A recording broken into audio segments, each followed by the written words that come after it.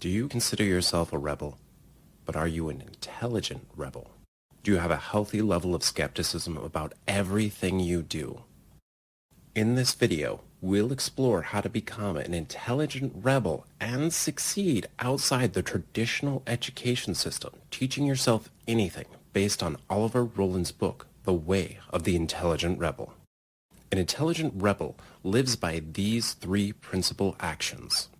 Practice a healthy level of skepticism. An intelligent rebel doesn't just follow tradition because that's how things have always been done.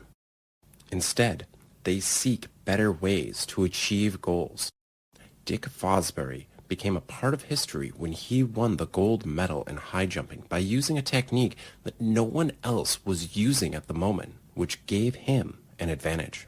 After he used it, it became a standard. The healthy part comes in when you don't do things differently just to be different. You do them in a way because it's the better way. Find methods that are most effective. There are many ways to earn money, but some are more effective than others. Exchanging your time for money is not as effective as having your own business because time is a limited resource. How can you be most effective in everything you do? Did you know that a one-time, respectful, friendly touch can significantly increase your chances of getting money or a date? Learn methods that work and test them out to figure out what is most effective. Follow the Pareto method. This is the 80-20 principle that has multiple applications. It was discovered in the early 20th century by an Italian economist who was trying to understand the rich by analyzing their income. He realized that, on average, 20% of the population enjoyed 80% of the country's wealth. In general, 80% of effects are produced by 20% of causes. Use this principle to shift your focus to the 20% that will bring you 80% of the outcome. As an intelligent rebel, your first action is to learn with enjoyment. When we think of learning, we often think of the school system. This outdated traditional schooling system was developed in the 19th century to produce employees that fit perfectly into industrialized factory work. And guess what? Even today, that system has not changed much. The traditional schooling system focuses on memorizing things, which most of us forget pretty quickly. It destroys your creative spirit. The good student is the one who can hear the teacher, memorize what they said, and replicate it on a test. It's not the student who questions the teachers about whether there is an easier way to do this or why they need to know math. Instead of trying to memorize answers, learn to love learning. Pick a topic that interests you and learn about it. Be curious about how the world works. Learn about your finances so you can be well off financially instead of living paycheck to paycheck. Learn the art of critical thinking and problem solving. And if you've ever thought about getting an MBA like me, consider if school is the best option for that. Do you want to go to school, get into debt, and forget most of what you have learned, as the forgetting curve will tell you? Or do you want to start a business and learn from mentors, and doing that will teach you valuable skills at an exponential rate? Have you ever considered that the average Coke dealer knows more about how to run a business than the average college student? Instead of schooling, choose to learn how your brain works, how to improve it, and how to work on your power of concentration. Focused work for an hour is worth much more than distracted work for 2 or even 4 hours. Think of how to remember stuff differently than plain repetition. Use mnemonics to remember or tell yourself a story. Some of the world's champions in memory can remember long numbers or names because they tell themselves a story about it. And if possible, do not just repeat. Draw out things too, or even better, put them into practice. Using multiple senses can help you remember the concepts better. And remember, your brain function can significantly improve if you exercise or meditate even just for a few minutes a day. Keep in mind that you don't always have to carve out extra time for learning. Maybe you can learn on your commute, or maybe you can learn and absorb additional knowledge as you clean your house. Learning a new language will help your gray matter in the brain grow. Your brain will get stronger and your mental aging will slow down. I always wanted to know Spanish, and now I play Spanish shows in the background. While this might not get me to fluency, it helps my understanding of the language. Your next action is to optimize your learning. Get enough sleep. Sleep is a superpower. Having a 15 to 20 minute siesta can boost your memory. Ever since I implemented naps in my workday, I've been able to accomplish more. Make learning fun. Make your life a game and a challenge. Maybe even get an old Monopoly board and make the squares achievements in your life.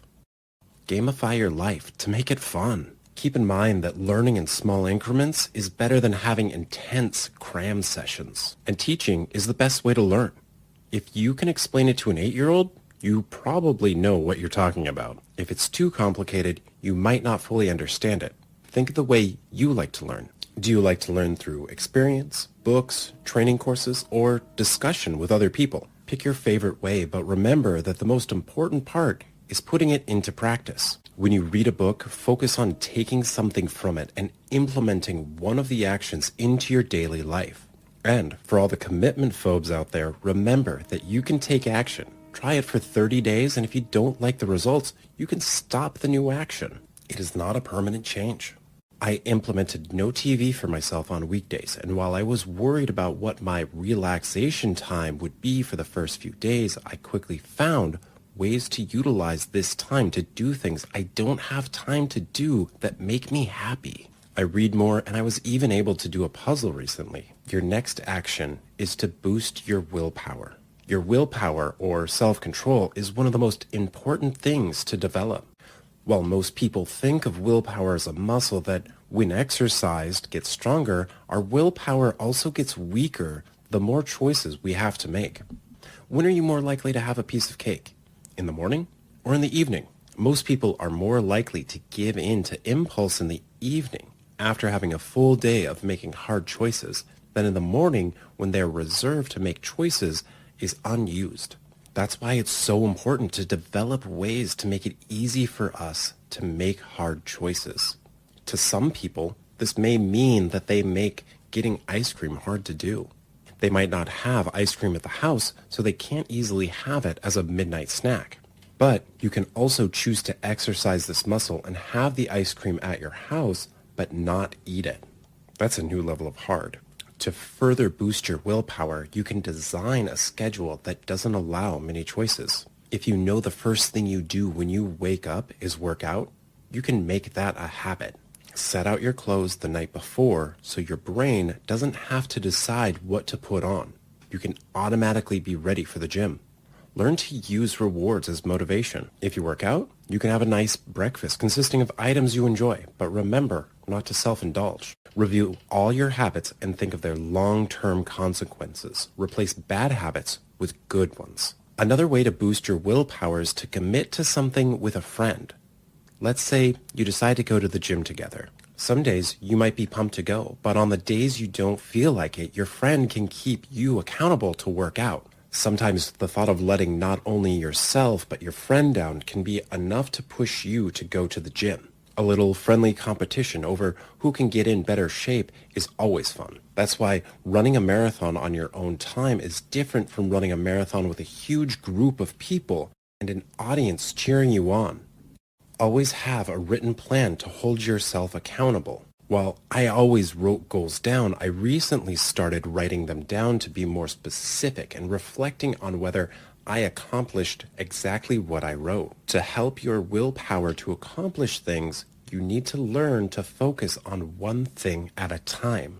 Do this in an environment that does not have any temptations. When I want to focus on script writing, I often physically put my phone in the other room so I don't get distracted by new notifications. Remember that willpower is the best indicator of success, so work on growing it. Which action has helped you the most in improving your life and breaking away from being average? Comment below and let me know which book you'd like me to make a video about next.